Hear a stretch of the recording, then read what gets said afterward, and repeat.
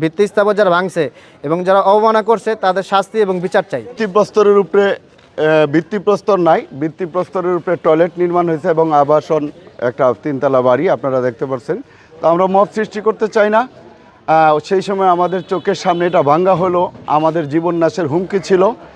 আর BNP বলতে কোনো দল বাংলাদেশে আছে এই এলাকার মুক্তিযোদ্ধার পরিবারবর্গ এটা বিশ্বাস করতো না। তারা কথায় কথায় আমাদের বলতো সন্তান পাকিস্তানি বীজ। সেই সময় আমরা এটার প্রতিবাদ করতে পারি নাই, আইনি ব্যবস্থাও নিতে পারি নাই। এখন সময় এসেছে আমরা আইনগত প্রসেসে সেটা নিয়ে মামলা করব। কোর্ট যা রায় দেয়, বিচার বিভাগ যা রায় দেয় সেটাই হবে। আমরা মামলার প্রস্তুতি। পিছিয়ে দেখতেছেন বহুতল ভবন, এই যে 3তলা ভবন।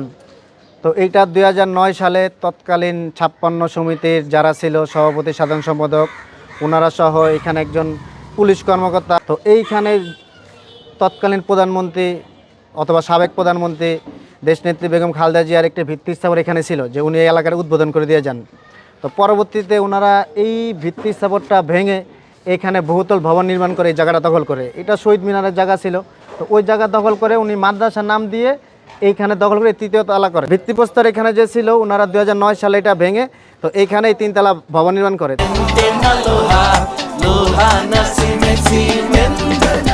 তো আমাদের দাবি হচ্ছে ভিত্তি স্থাপন যারা ভাঙছে এবং যারা অবমাননা করছে তাদের শাস্তি এবং বিচার চাই।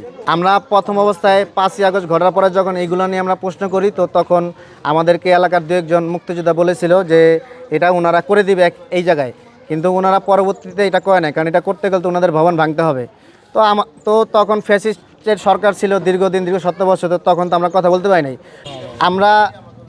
আমরা মামলার প্রস্তুতি নিচ্ছি এবং আমরা আগামীকাল মামলা করবো এটা নিয়ে। হ্যাঁ, এখানে আমার ঊর্ধ্বতন কর্মকর্তা যারা আছে, আমার মহানগর ছাত্রদল ওনারা জানে, এবং আমাদের যে বিএনপি ঢাকা মহানগর উত্তর ওনাদের কাছে আমরা এটা অবগত করছি এবং ওনারাও এটা জান। ওনারা বলছে যে তোমরা এটা এখানে যারা আছে স্থায়ী যারা আছে মুক্তিযোদ্ধা সন্তান সবাই মিলে এটার বিরুদ্ধে একটা মামলা করো।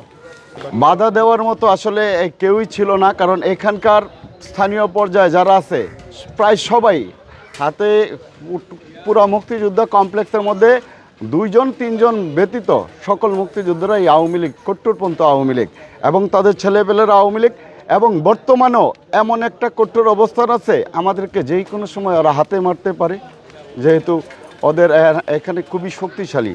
আমরা আপনারা নিজের চোখে দেখতে পারতেছেন। আমি একজন বিএনপির কর্মী, আমি একজন মৃত যোদ্ধা, মুক্তিযোদ্ধার সন্তান।